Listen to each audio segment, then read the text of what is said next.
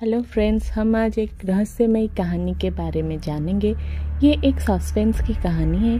हम इसके बारे में थोड़ी बातें करते हैं। एक ठंडी रात थी।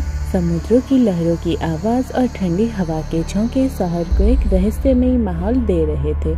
अरुण, एक युवा पत्रकार, अपने नए असाइनमेंट के लिए पुरी के एक पुराने हवेली में रुका था। यह हवेली, जिसे लोग भूतिया हवेली कहते थे, दर्शकों से खाली पड़ी थी। स्थानीय लोग इसे शापित मानते थे और कहते थे कि वहाँ रात में अजीब अजीब आवाज़ें सुनाई देती है। अरुण को अपने संपादक ने इसे हवेली के रहस्य को उजागर करने का काम सौंपा था।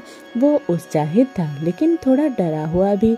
हवेली के दरवाजे पर पहुंचते ही उसे एक अजीब सा एहसास हुआ, जिसे कोई उसे देख रहा हो।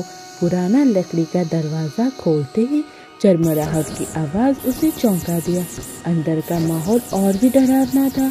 टूटी फूटी दीवारें, मकड़ियों के जाले और भूत से भरी पुरानी तस्वीरें। रात के 11 बजे अरुण ने अपनी टॉर्च और नोटपैड निकाला। वह हवेली के ऊपरी माले की ओर चढ़ा, जहाँ से अक्सर अजीब आवाज़ें सुनाई देती थी। सीढ़ियाँ चढ़ते वक्त उसे लगा कि कोई उसके पीछे चल रहा है। उसने पीछे मुड़कर देखा, लेकिन वहाँ कोई नहीं था। अचानक एक ठंडी हवा का झोंका आया और उसकी टॉर्च की रोशनी टिमटिमाने लगी। ऊपरी माले पर एक बंद कमरा था, जिसका ताला जंग खा चुका था। अरुण ने हिम्मत करके ताला तोड़ा और दरवाज़ा खोला। अंदर एक पुराना दर्पण था, जिस पर धूल जमी थी। उसने दर्पण को साफ किया और तभी उसे दर्पण में अपनी परछाई के पीछे एक और आकृति दिखी। वह पलटा, लेकिन कमरे में कोई नहीं था। उसका दिल जोर जोर से धड़कने लगा। अचानक कमरे की दीवार पर एक पुराना पत्र दिखा।